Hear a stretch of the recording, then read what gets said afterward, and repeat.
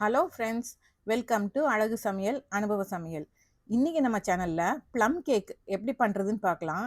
இது ரொம்ப ஈஸியாக ஒரு பிகினர்ஸ் கூட பண்ணிடலாம். சுகர் கேரமலைஸ்லாம் நம்ம பண்ண தேவையில்லை.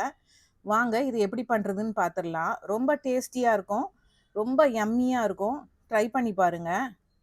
இதுக்கு வேண்டிய பொருட்கள்லாம் முதல்ல என்னன்னு பார்ப்போம். ட்ரை ஃப்ரூட்ஸை பொறுத்த வரைக்கும் நமக்கு என்ன தேவையோ இல்லை நம்மக்கிட்ட என்ன இருக்குதோ, நமக்கு என்ன விருப்பமோ அது நம்ம சேர்த்துக்கலாம். கிரேப் பிளாக் கிரேப்ஸ் மட்டும் சீட்லெஸ் வந்து கொஞ்சம் அதிகமாக சேர்த்துக்கிட்டா டேஸ்டியாக இருக்கும். அதே மாதிரி அந்த அக்ரூட் வந்து ஒரு 1/4 கப் தான் நான் சேர்த்துருக்கேன். ஏன்னா அது ஒரு சின்ன பிட்டர்னஸ் கொடுக்கும். இந்த மாதிரி எல்லாத்தையும் சேர்த்துக்கங்க. இப்போ கேக்குக்கு வேண்டிய பொருட்கள்லாம் என்னன்னு பார்த்துடலாம். மைதா 1/4 கிலோ, ப்ரௌன் சுகர் நாட்டு சர்க்கரை 1/4 கிலோ, வெண்ணெய் 1/4 கிலோ, முட்டை 4, ஆரஞ்சு ஒரு பழம் ஜூஸ் நமக்கு தேவைப்படும், வெண்ணிலா எசன்ஸ் ஒரு 3/4 டீஸ்பூன் நமக்கு தேவைப்படும், பேக்கிங் பவுடர் ஒரு 3/4 டீஸ்பூன் தேவைப்படும், ஆப்ப சோடா பேக்கிங் சோடா இது வந்து ஒரு 1/2 டீஸ்பூன். இப்போ இந்த இன்க்ரீடியன்ட் மெயினாக நமக்கு தேவை. சுக்கு ஒரு சின்ன துண்டு, சின்னதாக பட்டை 2 துண்டு, 4 கிராம்பு, இதை ஒரு 2 டீஸ்பூன் சர்க்கரையில் நம்ம அரைச்சி எடுத்துக்கணும். இப்போ ஏற்கனவே சொன்னது போல் இந்த பட்டை சுக்கு கிராம்பு இதை ஒரு 2 டீஸ்பூன் சர்க்கரையில் நம்ம நல்லா பவுடராக அரைச்சி எடுத்துக்கலாம். இப்போ இது இருக்கட்டும். ஒரு பழம் ஆரஞ்சு ஜூஸையும் அது மாதிரி நம்ம பிழிஞ்சு எடுத்துக்கலாம். இப்போ ஒரு சின்ன கடாயில் ஒரு டேபிள் ஸ்பூன் பட்டர் நம்ம எடுத்து வச்சுருக்கோம் இல்லையா, அந்த பட்டர் எடுத்து மெல்ட் பண்ணிக்கிட்டு இந்த கருப்பு திராட்சையை மட்டும் ஒரு ஸ்லோ ஃப்ளேமில் ஒரு 2லேருந்து 3 நிமிஷம் வறுத்து எடுக்க போகிறோம். இது வந்து நல்லா சாஃப்டன் ஆகிறதுக்கு. இந்த மாதிரி பாருங்கள், உருண்டு உருண்டை நல்லா வரும். இப்போ நல்லா வெந்திருக்கும். அதுக்கப்புறம் இந்த கோல்டன் கிரேப்ஸ் இதை அந்த சூட்டுலேயே போட்டு இதை ஒரு நிமிஷம் வதக்கினாலே போதும். இது வந்து நல்லா சாஃப்டன் ஆக்கும். பொதுவாக இந்த ட்ரை ஃப்ரூட்ஸ் எல்லாம் வந்து கொஞ்ச நேரம் நல்லா வந்து ஊற வைப்பாங்க ஃப்ரூட் ஜூஸில் சாஃப்டன் ஆகிறதுக்கு. அந்த ப்ராசஸ் தான் இது. இப்போ வந்து ரூம் டெம்பரேச்சரில் இருக்கிற பட்டர்லாம் நம்ம ஒரு பவுலில் சேர்த்துக்கலாம். இப்போ இதை நல்லா க்ரீமியாக வர்ற அளவுக்கு நம்ம பீட் பண்ணி எடுத்துக்கணும். இந்த எல்லோ நிறம் மாறி கொஞ்சம் லைட் கலராக இந்த மாதிரி நல்லா வரும் சாஃப்டாக.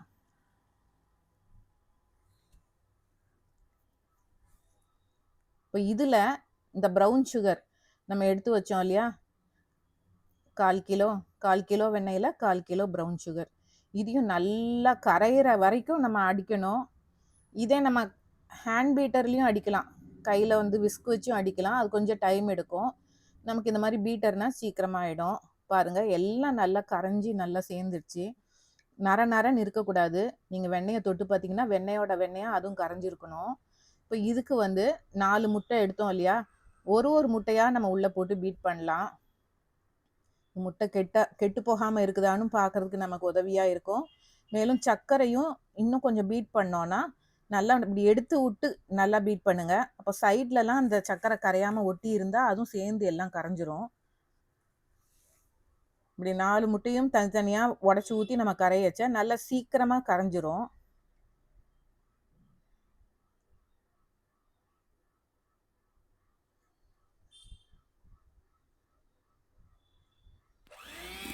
இப்படி எடுத்து விட்டு பாருங்கள், எவ்வளோ வெண்ணெயோடு சேர்ந்து முட்டை எல்லாம் நல்லா கரைஞ்சிடுச்சு. இந்த அளவுக்கு அழகாக கரைஞ்சி வரணும்.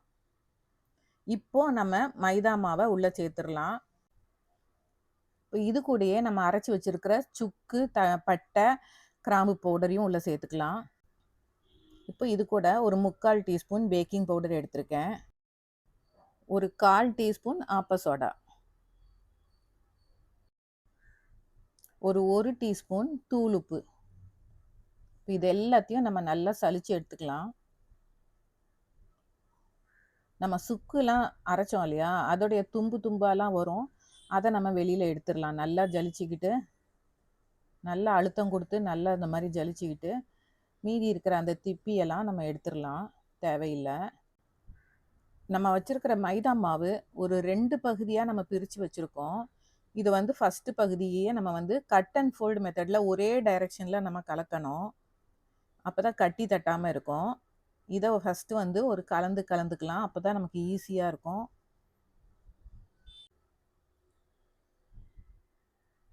இப்போ அடுத்த பகுதி மைதா மாவையும் நம்ம கலந்து இதே மாதிரி சலிச்சு எடுத்துட்டு கலந்து விட்டுறலாம்.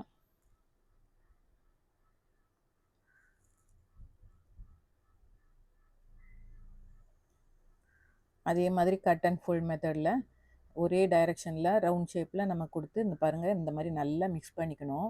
இப்போ இதில் வெண்ணிலா எசன்ஸ் ஒரு டீஸ்பூன் சேர்த்துக்கலாம்.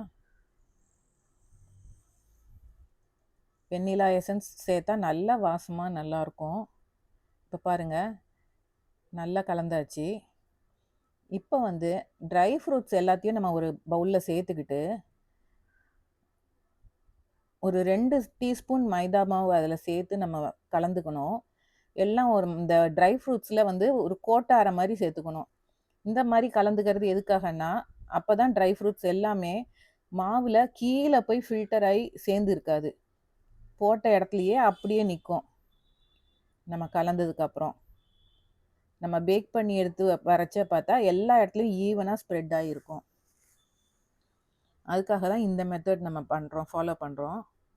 இந்த மாதிரி எல்லா பக்கமும் அந்த மைதா மாவு கலந்ததுக்கப்புறம் அதுக்கப்புறம் இந்த மாவில் நம்ம கலந்துக்க வேண்டியது தான்.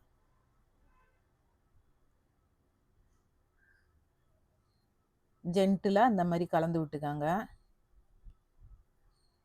அதுக்கப்புறம் நம்ம ஒரு கேக் டின், நான் வந்து குக்கர் பிளேட் தான் எடுத்தேன். அதில் வந்து பட்டர் அப்ளை பண்ணி பட்டர் ஷீட்லாம் நம்ம சைடில் கீழே எல்லாம் போட்டு விட்டுக்கிட்டு நம்ம மாவை உள்ளே ஆட் பண்ணிவிட்டு டெக்கரேஷனுக்கும் இதே மாதிரி நான் மேலே டாப் அப் பண்ணிக்கிட்டேன். இப்போ வந்து ப்ரீ ஹீட் முதல்ல பண்ணிக்கணும். ஒரு 10 நிமிஷம் 160 டிகிரியில் ப்ரீ ஹீட் பண்ணிவிட்டு அதுக்கப்புறம் நம்ம மாவை எடுத்து உள்ளே வைக்க வேண்டியது தான். நான் ஃபஸ்ட்டு வந்து ஒரு 50 மினிட்ஸ் 160 டிகிரியில் வச்சுருந்தேன். வச்சு பேக் பண்ணி எடுத்தேன். நீங்கள் அதுக்கப்புறம் இந்த மாதிரி வெந்திருக்கான்னு உள்ளே குத்தி பார்த்துக்கலாம். ஒரு டூத் பிக்கோ இல்லை வந்து ஒரு அப்பளக்கம்பியோ நம்ம விட்டு எடுத்தோன்னா அதில் மாவு ஒட்டாமல் வரணும். நான் வந்து ஒரு 50 மினிட்ஸ் கொடுத்தேன். கொடுத்துட்டு பார்த்தா அப்பளக்கம்பி வச்சு தான் குத்தி எடுத்தேன் பாருங்கள். ஆனால் மாவு உள்ளே இருந்துச்சு. நீங்கள் கம்பியில் பார்த்தீங்கன்னா தெரியும், மாவு ஒட்டிக்கிட்டே வரும் பாருங்கள். இந்த மாதிரி மாவு உள்ளே வேகாமல் இருந்தது. அதனால் நான் திருப்பியும் ஒரு 10 நிமிஷம் வச்சேன். இப்போ மொத்தமாக 60 மினிட்ஸ் 1 ஹவர் ஆச்சு எனக்கு பேக் பண்ணி வர்றதுக்கு. உங்களுக்கு வைக்கிற பாத்திரத்தில் மாவுடைய திக்னஸ் மேலே கனம் அதை பொறுத்து தான் உங்களுக்கு டைம் எடுக்கும். இப்போ 1 ஹவருக்கு அப்புறம் பார்த்தீங்கன்னா நல்லா பேக்காகி நல்லா குக்காகி வந்துடுச்சு. ரொம்ப அருமையாக இருந்தது, டேஸ்டியாக இருந்தது. நீங்களும் ட்ரை பண்ணி பாருங்கள். வேறு ஒரு நல்ல ரெசிபியோடு உங்களை அடுத்த வீடியோவில் சந்திக்கிறேன். எங்கள் சேனலை லைக் பண்ணுங்கள், ஷேர் பண்ணுங்கள், சப்ஸ்கிரைப் பண்ணுங்கள். தேங்க்யூ.